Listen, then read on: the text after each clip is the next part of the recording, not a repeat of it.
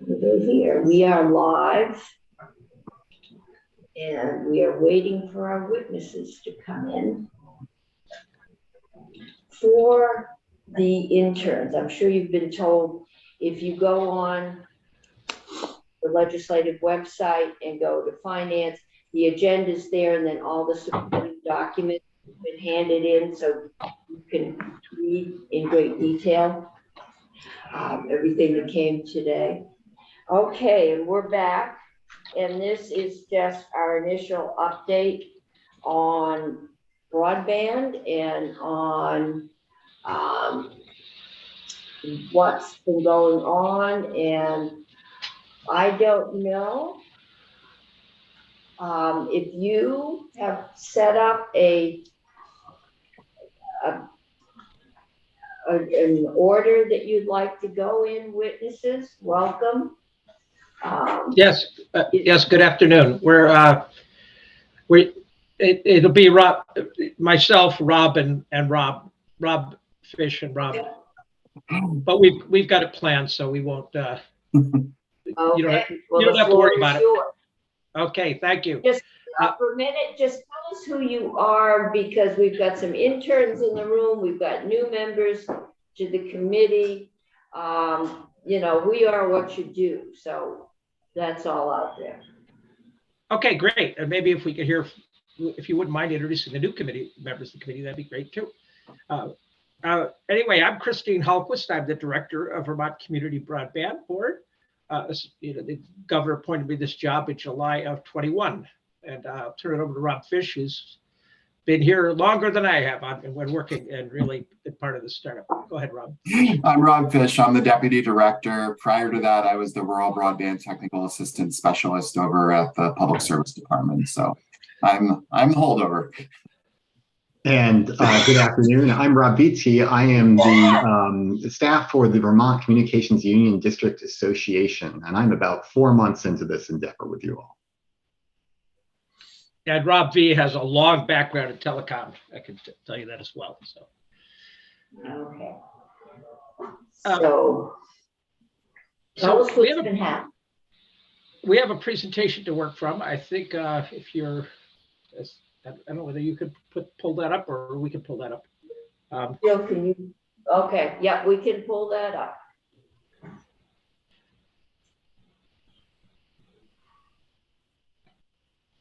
There we go. Okay, great. Thanks. And thanks so much for the time here today to give you an update. Simon's out. Okay. She's working on getting us a clearer view, but Christine, you can So anyway, we're going to give you an update on where we are in terms of carrying out the goals of Act 71, which the legislature has set forth. And I will tell you, a number of states are trying to copy that, the latest being Nebraska. So great job, legislature, on developing a great piece of legislation, Act 71. Our work this past year has been really standing up the CUDs and standing up the VCBB staff. When we started the year, there were two of us, Rob and I. We grew the staff, and growing the staff is important for two reasons. One is that we need to be able to provide the CUDs with the technical and financial support that they need to grow their staffs, as well as provide the grant management and oversight. And secondly, as part of the IIJ program, the Infrastructure Investment and Jobs Act, and which, you know, we're a minimum $100 million will be coming from next year, and we're hoping for significantly more. They look at each state's capacity as part of their grant award. You know, they want to make sure that the states have the capacity to carry this out properly. So at this point, next slide, you'll see that we've done a really good job of building up our staff. This is our organization. If you in the dark blue are the direct reports that employees of the organization. The light blue are the contractors. And you know, you see over here on your left of your screen, you see asset mapping, data analysis, the whole engineering technical side. We feel we're in good shape there. We've got a creative finance side. That creative finance side, as we go through the numbers, you'll understand why that's important, especially with rising interest rates. Currently our plans are to grant fund 60%, 60% of the capital required, and we need to finance the rest of that. And of course, rising financial rates, we've got to get creative. We've got a whole communication side, and that communication is important for the engagement of all the CUDs and all the towns. And we work closely with the CUDs in that communication. And then, of course, we've got the legal side. So we think we're in pretty good shape in terms of the organization right at this point. Next slide. So we had our first meeting of August 21. We have a very capable board. The governor assigned 2 members to the board. The Vermont House assigned a member. The House Senate assigned a member, and the CUDs assigned a member. We've had 43 meetings, 4 hours each. They're all follow, public transparency laws. We have good attendance, and all of our minutes and recordings are posted on the website. Next slide, please. The goal of the mission, this comes right out of Act 71, but I'm going to say, I'm going to translate into, we have 3 main goals. The first goal is to get every Vermont address connected to fiber optic broadband. And when I say every Vermont address, Act 71 describes that as those communities that are members of CUDs, or those communities that are working, towns that are part of working with telecom providers outside of CUDs. But the key for all of those grant award recipients is that they have a universal service plan, and that we'll make sure every address is connected. So that's one goal. We think we got a good plan to get there. As we talked before, we're funding 60% of that with grants. The next goal is affordability. And key to affordability is getting more grant funding. We have a minimum grant funding plan of $345 million. But, which, if you look at the average revenue that requires, it starts to approach $90 to service the debt on that 40% finance part. But every $50 million that the state receives in grant funding reduces that cost by $10. So if we were able to get this thing fully grant funded, we could get the cost down to $50. So one of the key elements for affordability, of course, right now, is to work up front to get the costs down. And then there are grant programs we're working with, the FCC Affordability Connect program, that will pay $30 a month for any household that has under 200% of the poverty level.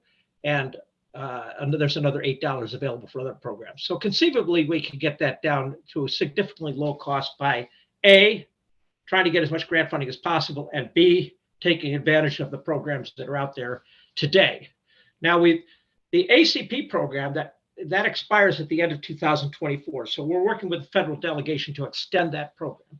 So affordability is this next major component. And then the third component, which we received a $518,000 grant from the federal government for, is to develop a 5-year equity plan, which is, if you look at those that are not connected today, they're typically of lower income, because many people who are higher income have found ways to connect. And so it's further exacerbated the digital divide, the economic divide, and the digital divide go together. So we're looking at putting our first meeting next week. We've put an advisory team together of different agencies through the state, housing, the libraries, the regional planning commissions, and others, in order to put an equity plan to really maximize the positive social impact. That means all aspects of how this can benefit Vermonters, including, I like to talk about agriculture. This has a tremendous potential for agriculture to reduce the nutrient applications by greater than 30%, reduce travel distances that need to be done every day, and really improve performance of agriculture as well. So we're looking at all the positive elements that can be done as part of the equity program. And this funding model we talk about, the whole goal, as I talked about, is to get as much grant funding as possible, reduce the cost of financing. But the more grant money we get, the lower prices for customers. The more traditional borrowing we do results in higher prices, especially with this higher interest rate environment we're living in right now. Next slide.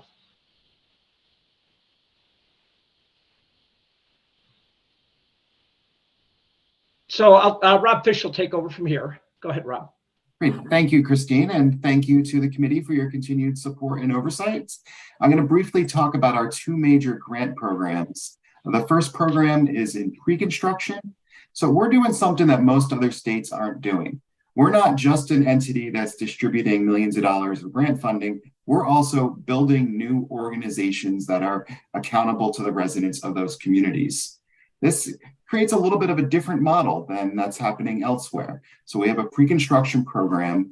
This is for the studies. This is for the feasibility studies, the capacity, the engineering, and the designing. And it also allowed us to pre-purchase materials. Christine will talk about that later, but that is something that resulted in us being way ahead of other states and saving the states about $2 million. The second program is the construction program. This is putting the wires on the poles, getting Vermonters connected. So next slide, please. So I want to walk through a little bit about the construction program.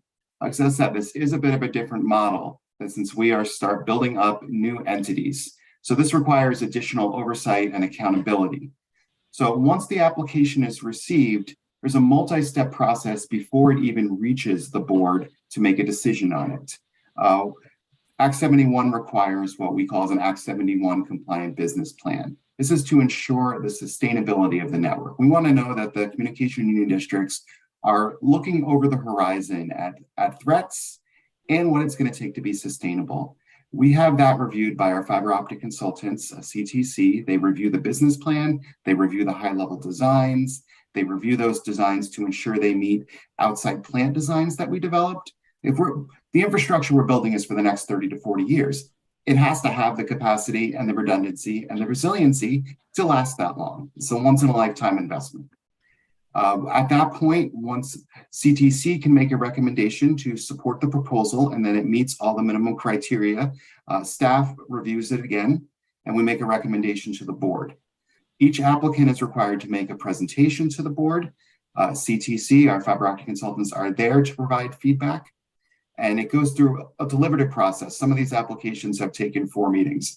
And on the previous slide, you saw that some of these meetings last 4 hours.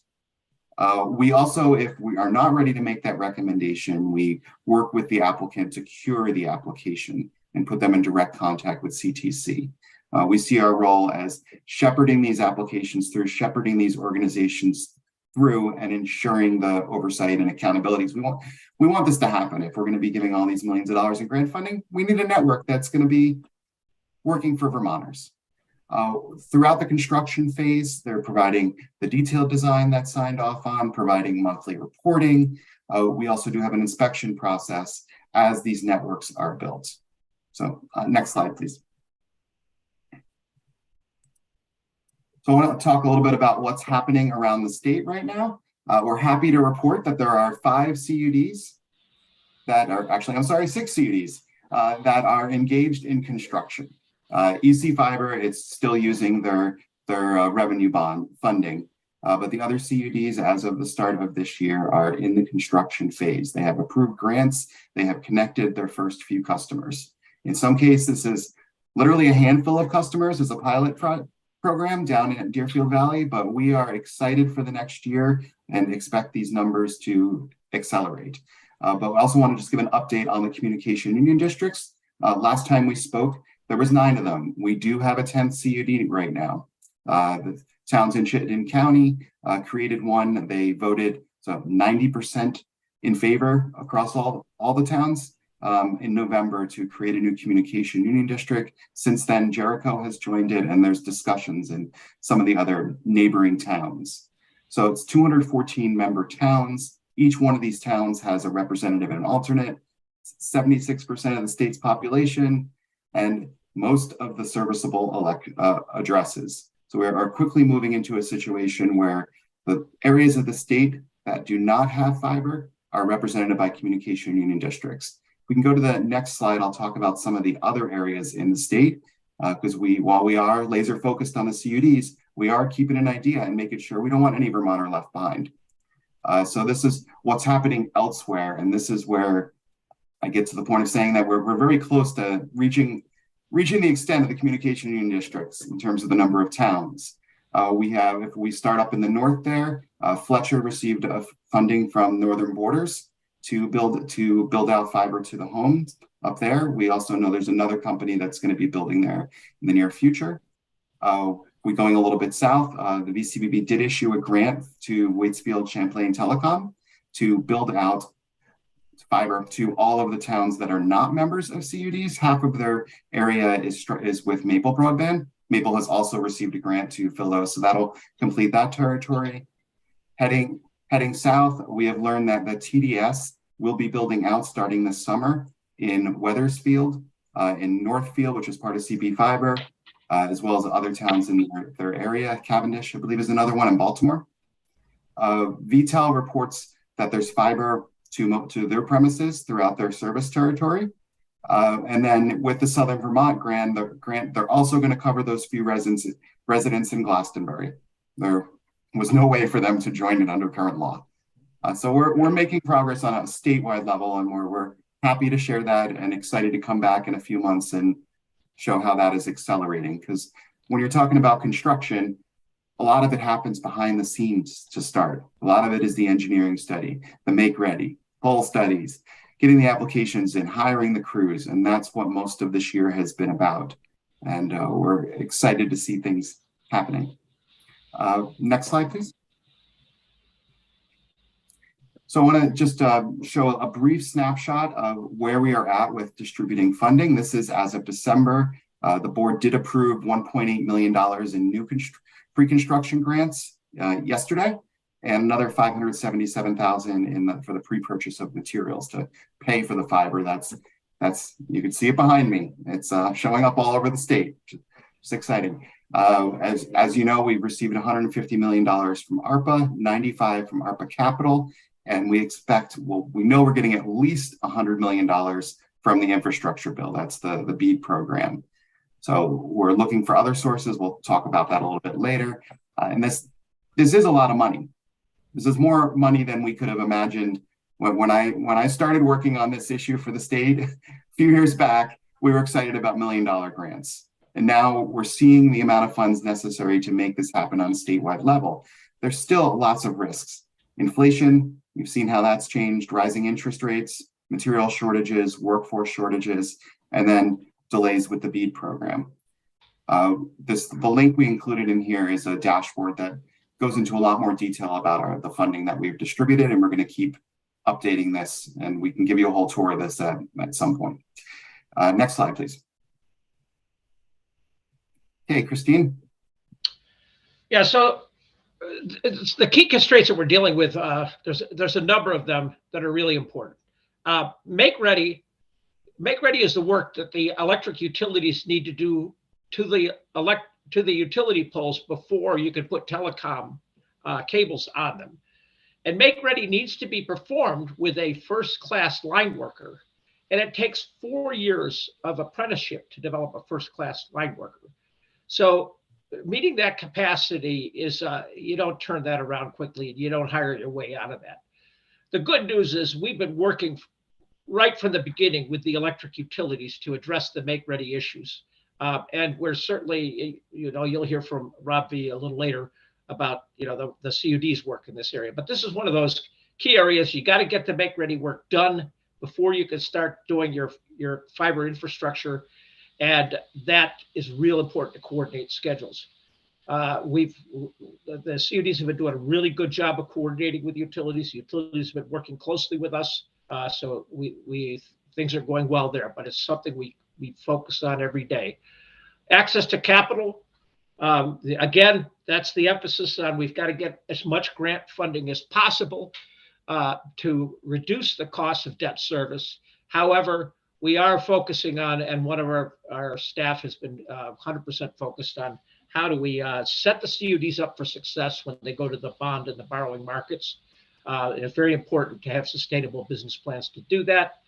The CUDs, all as part of the grant process, are required to submit sustainable business plans. Access to materials, that one is a lead time. Any of these materials that, they have long lead times on them, for example, fiber is about a year. We've purchased ahead of time and we've saved money as a result. Access to labor, we've been working closely with major construction companies across the region. We've been working, seven of the CUDs have representatives on our workforce development team. We have an advisory group consist of the construction, we've got an advisory group that involves construction companies to working with us on a workforce development plan. We're working cross-sector with Department of Labor and ACCD. And then we've got, the FCC maps. That's a real technical problem we're working on. The FCC is not very consumer-centric, and we're working closely with them to work on that issue. So anyway, material labor is going to be the key constraints as we move forward, because as other states catch up with Vermont, they're going to be putting demands on the same supply chain in terms of human capital and materials. Next slide, please.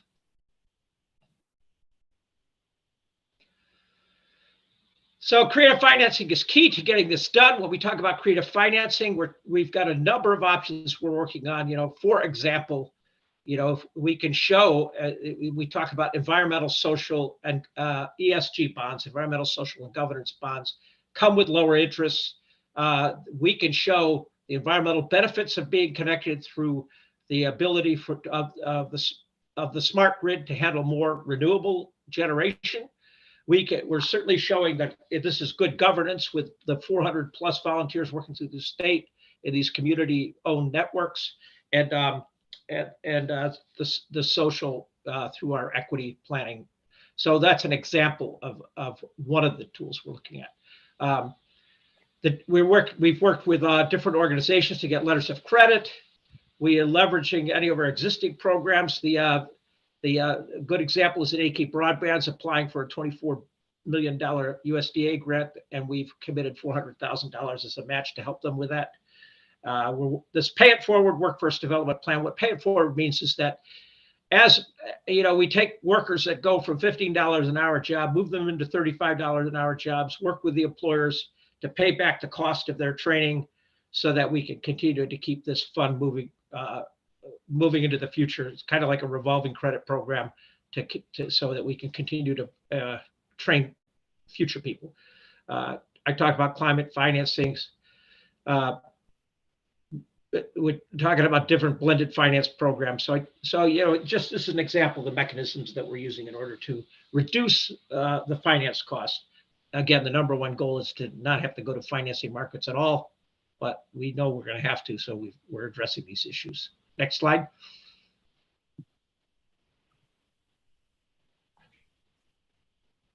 So one other way we're addressing these issues is to leverage more local funding. Throughout the pandemic, we talked about telehealth, remote learning, all that stuff. But now in many ways, it's about creating thriving rural communities. We've been talking to Vermonters that want to stay, that want to grow and learn in Vermont, but don't feel like they have access to the opportunities that people do elsewhere if they have great access to broadband.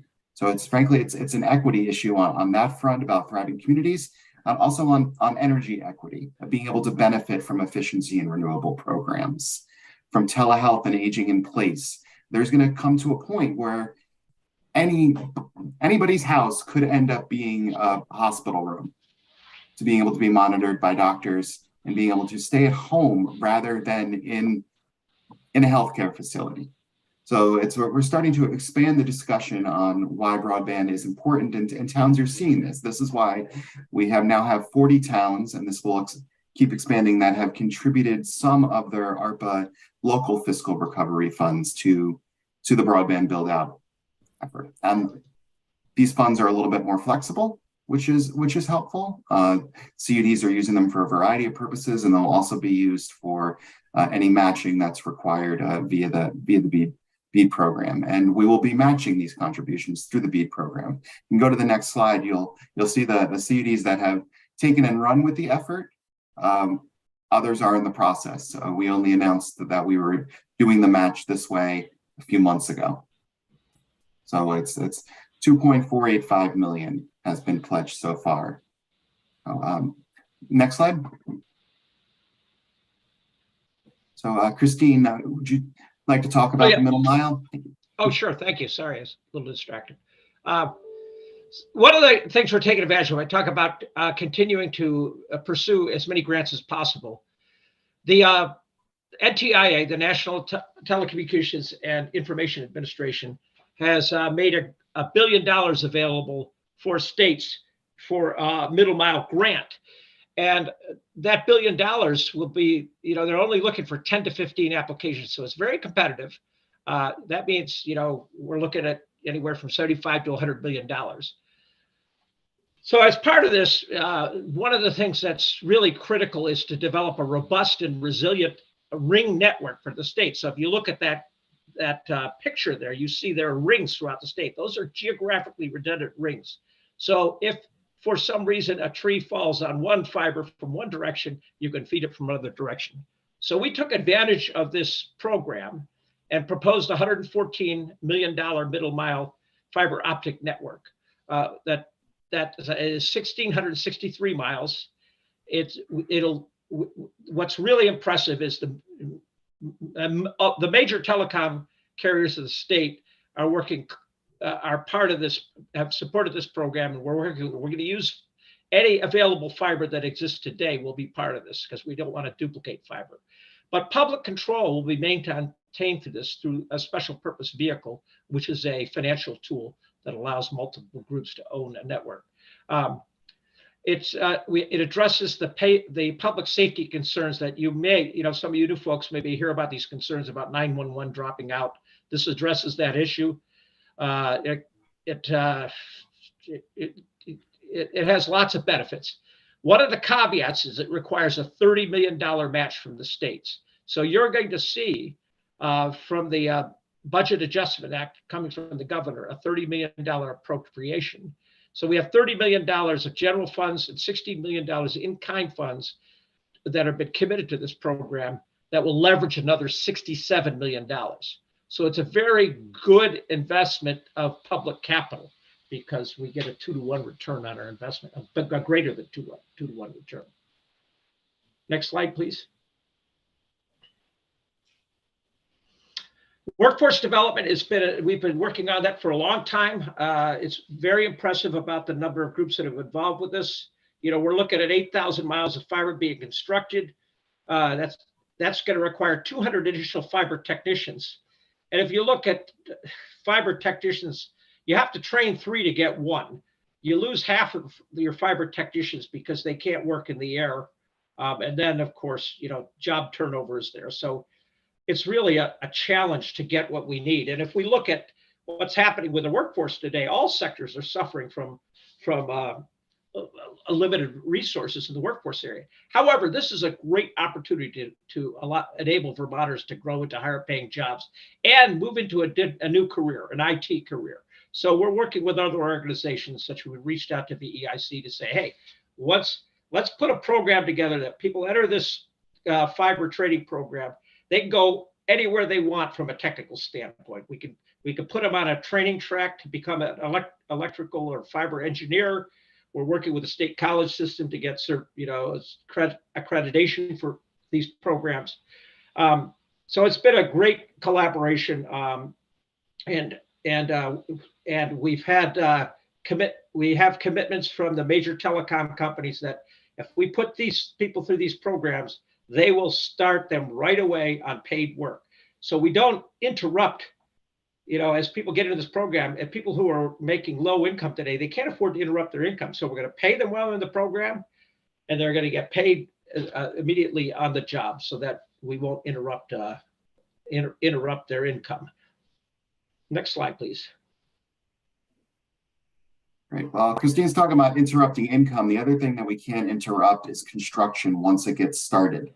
If there is a gap in funding for these networks, we may lose those crews, and we may have delays that increase costs and increase the time till Vermonters are served. So I'll talk a little about the next tranche of funding that is coming. The bipartisan infrastructure bill created a program called the BEAD program, the Broadband Equity Access and Deployment Program. One of our key concerns right now is delays in this program. We are ahead of most other states. Most cases that works in our advantage. In some cases, it may not. The requirements for the program are looking like we may not have access to these funds until early next year. Our grant program was 2 years, but if we keep accelerating progress, we may have a little bit of a gap there that could be filled by middle mile or may need to be filled by other funding sources. But I want to talk a little bit about the next steps with this program. And I'm going to integrate this a little bit with the FCC map that Christine mentioned way earlier.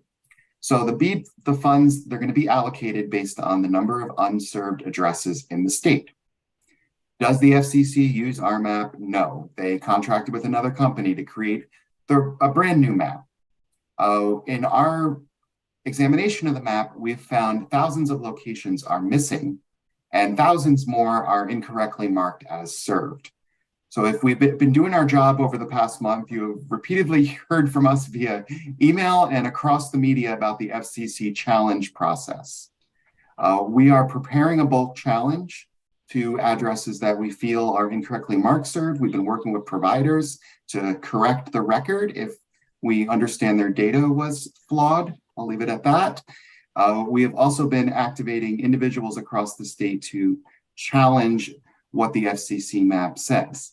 One thing to be clear is this challenge is not, it's supposed to be consumer friendly. We don't find it consumer friendly.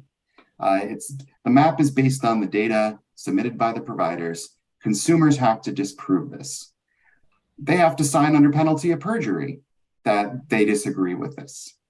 It's a process where you could be submitting a challenge and next thing you know, you have the lawyer from the company calling you. Are you sure that we don't have service here and it's not available? It's stacked against the states and it's stacked against the consumer, but that's not stopping us. We will be submitting challenges. We ask you to let your constituents know yet again. The deadline is coming up on Friday. I'm sure there'll be more questions on that, but we can go to the next slide, please.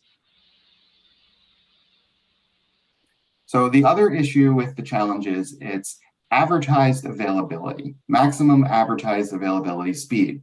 So if a provider advertises that they can provide speeds up to 50 megabits per second, but only guarantee 10, it still counts as served. They're not interested in speed tests. They're not interested in what the consumer experiences. And we know that that varies quite a bit, especially when you're talking about different technologies. Like the FCC made a valiant attempt, let's say, of creating a map, and it is an iterative process.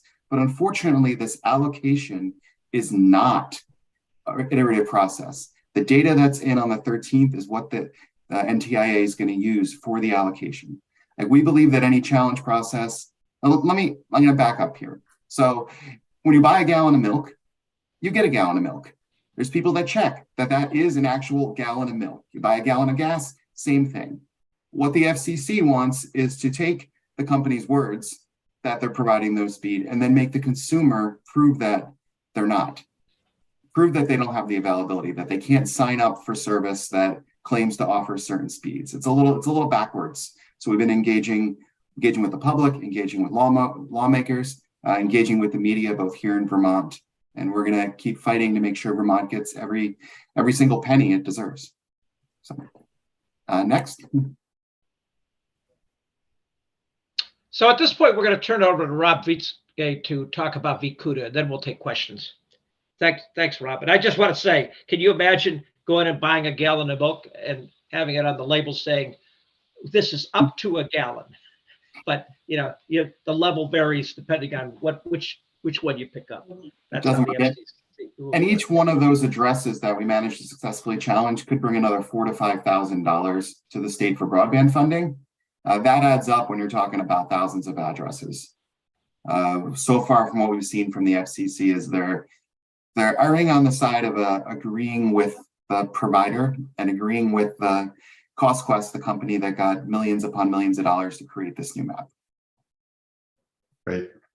Well, thank you all, and we'll keep moving here so we hopefully have some time for questions. So again, I'm Rob Vitsky. I am staff for the Vermont Communications Union District Association, which is an unincorporated association of the 9 communications districts and soon to be 10. And kind of our job is to aggregate the shared needs across the CUDs, particularly on policy, but also on things like shared procurements, or we're increasingly working on some finance matters and make ready and various other places where the CUDs have shared interests. We try to do that together for efficiency and consistency through VCUDA. So next slide, please. As I mentioned, I've been doing this with VCUDA now since August. I came from running a not-for-profit national broadband provider. And before that, I built a statewide network in another state. And I've been doing this for about almost 30 years now. I can tell you it's a delight to work with the VCBB staff and the CUDs in Vermont on this project. And, a lot of that is I think I'm still allowed to say it because I'm fairly new. The pre-pandemic leadership in Act 71 to establish a structure for public accountability and public response to the failures in the market, and also in creating the Act 71 as an implementation plan of how you might go about that, are really models that are unparalleled, and it shows. There are many states in New England that are still trying to hire their broadband coordinator. There are states that do not have the clarity of purpose about unserved and underserved public accountability that are very clearly laid out by the legislature. So thank you for that, and it makes it fun to come to work every day. I think we're a national leader in federal funding opportunities. We heard actually from the federal program officer for Vermont, New Hampshire just the other day how, as he talks to his colleagues representing the other states in the IIJA BEAD program, how exciting it is to be representing Vermont and the progress that's here. And finally, what my slide deck is really about is the progress we're making in the 9 CUDs that are established. We really have 2 goals here. We have universal service so that every on-grid address has world-class broadband, and to do it in a way that's accountable so that it never happens again that they're unserved. And we feel like we're making great progress in that. And it's a leadership model for the state that the state should be proud of. So next slide. So as you know, there are 10 on this slide, communications union districts. And the grandfather of all of those is EC Fiber, which has for more than a decade followed a business plan where they've drawn down bonds to finance the build out of a network. They focused on going to unserved addresses and underserved addresses first, and have filled in other addresses as they could, and have now a proven model where they've been able to revenue bond finance successfully a sustainable broadband operation in Vermont. And so many of the other CUDs are closely following that model.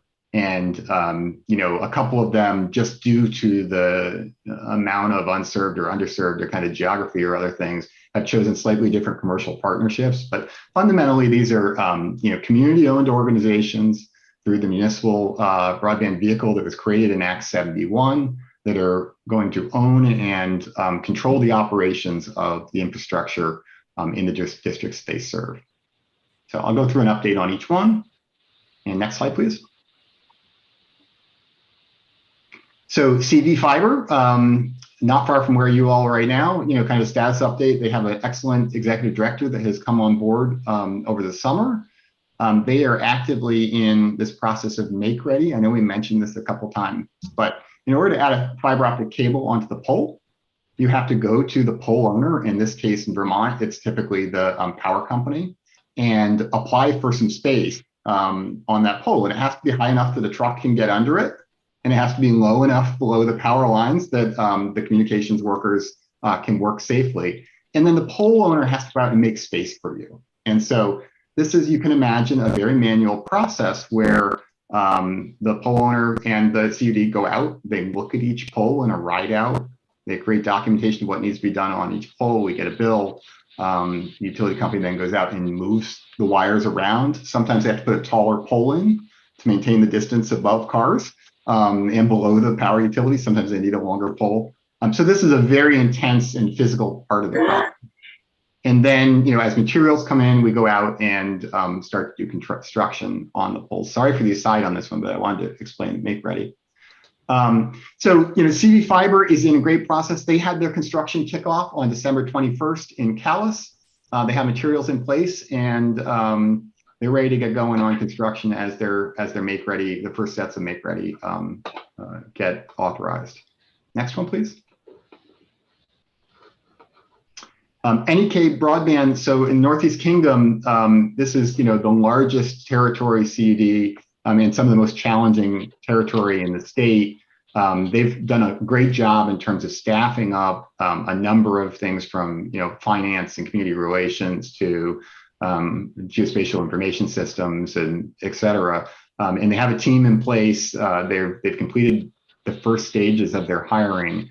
And have really creatively looked not only at the state funds, but also in applying for other federal programs. I think Robert Christine mentioned the Rural Utility Service, but they are doing everything they can to bring funds in quickly. And I think in December, we were saying that they had passed their first 400 homes. In January, we were saying they've passed their first 500 homes. And so, again, we're in a place in NEK where we have a problem that's 20 years old, and we're seeing 100 addresses a month, even in the winter, start to see progress. So that's great to see. They're a big operation here. They have multiple warehouses, materials spread across the state, and they're thinking right now they've got make-ready applications in for another 512 miles of construction. So they're really starting to see some progress in the Northeast Kingdom.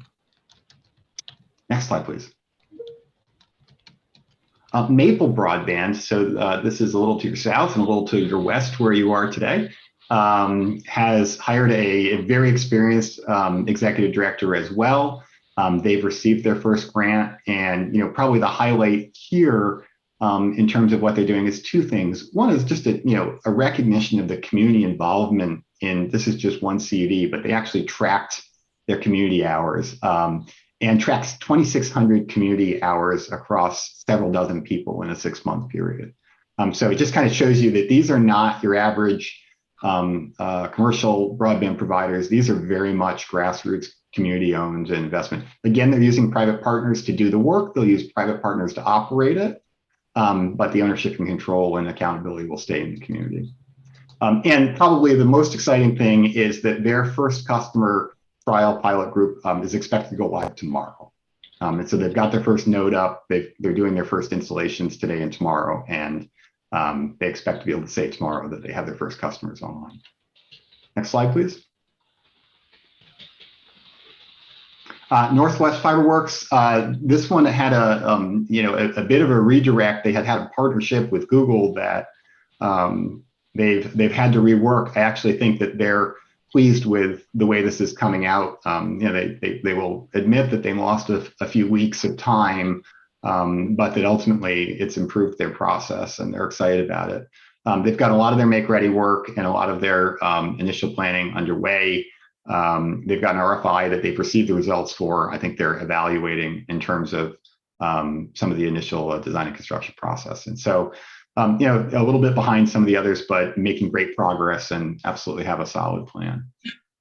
Next slide. Southern Vermont CUD is one of those territories where this is in the southwest corner of the state, where the other providers have already delivered a number of fiber addresses, and it just didn't make sense from a business planning process. And this is an example where the due diligence that's involved in the planning process said pretty clearly everyone recognized that the right way to do this one was a partnership. And in this case, the Southern Vermont CUD selected Consolidated as their commercial partner. And Consolidated has made some commitments through another federal program called RDOF to do some build outs. In addition, with a VCBB grant, we'll be completing a universal service plan in the territory. So this is a good example of, just kind of really looking at what's happening and creating the mechanism through the CUD process to drive good outcomes in the private sector. And we'll have the accountability and the ownership in place as part of that as well. Next one, please. Rob, I apologize, but we have a chairs meeting, so I'm losing 2 members right now. Okay. So we can just speed this up a little bit. We will have you back. Okay, great. Thank you. Go ahead then, and I think we're almost done anyway. Next slide, please.